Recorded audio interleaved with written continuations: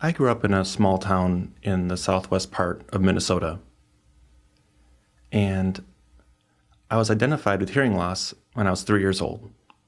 I had no language, I didn't have hearing aids, and I didn't know sign language. So I was a frustrated child. And my parents invented kind of their own alternative intervention program by placing me in speech therapy appointments every week for 2 years. I went into kindergarten, but I called myself a kindergarten dropout because I had to take kindergarten twice. My birthday was in August, so after 1 year of kindergarten, I was held back and repeated kindergarten, and it was a much better experience. By that point, I had acquired more language, and since then, I felt like I've always been pursuing the acquisition of language. I completed elementary school, and then middle school, and then high school. While I was in high school, my favorite sport was football, and I wanted to play as an athlete in football. And it was a lot of fun, but it was also very frustrating because I couldn't hear the plays that were being called from the quarterback. We decided that we would work together in a huddle, and I would lip read and see the play that was being called.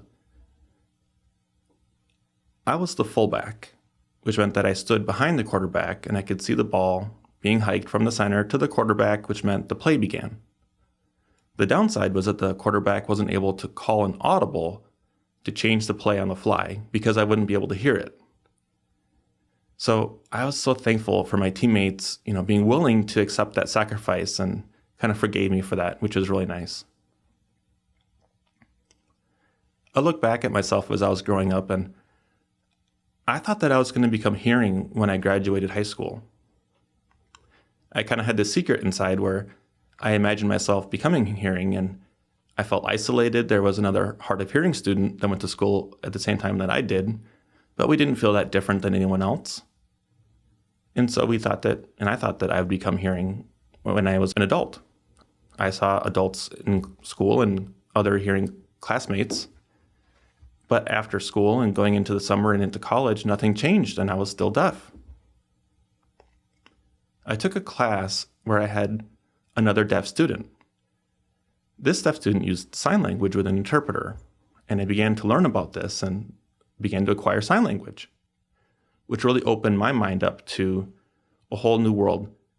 I initially intended to work in business, but I changed my major to doing deaf and hard of hearing education.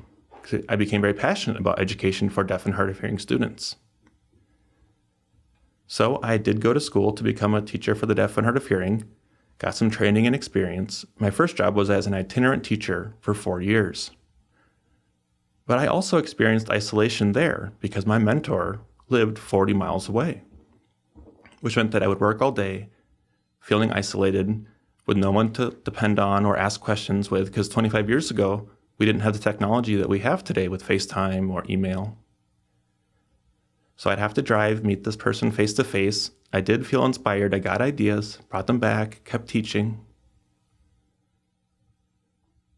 Later, I moved to a center-based program where I had 32 deaf and hard of hearing students, but it was out of a high school of 2,800 students, which meant that we continued to feel isolation. But it was important to me to keep the deaf and hard of hearing students together as much as possible. I still became frustrated, though, because the administration just really didn't understand deaf and hard of hearing education and why we needed the things that we asked for. And that was one of the driving forces for wanting to become a principal. So I went back to school to take an administrative licensing program for about 5 years while I continued to teach full-time and being frustrated. I found my first job at Northeast Metro 916, where I became the principal for the Deaf and Hard of Hearing Services program there, which was a collaboration of 14 school districts. I worked hard to reduce isolation and build collaboration with the 12 teachers there. I still recognize that the profession of deaf and hard of hearing education had a significant shortage, and it wasn't only impacting 916 where I worked, but it was a statewide shortage throughout all of Minnesota. So I joined the Deaf and Hard of Hearing Collaborative Experience. I wanted to help solve some of these problems. We decided that we needed to support teachers more, so we decided to formed the Collaborative Experience Conference. And this was one way to reduce the isolation that professionals felt by bringing in teachers and professionals all into one place where they could share national research and evidence-based practices. And I remember one specifically in 2017 at the conference that I attended. I was watching someone really revered in Minnesota, the current president of Gallaudet University, Roberta Cordano. And she was presenting about the importance of early language acquisition. And it occurred to me as I looked around at the audience of everyone agreeing and supporting this idea that we were all on the same page. There were parents, teachers, administrators, all agreeing in the importance of reducing isolation and the importance of increasing early language acquisition. So that was why I became a principal. I wanted to make policy-level systematic changes, and the collaborative conference was one solution to help reduce isolation.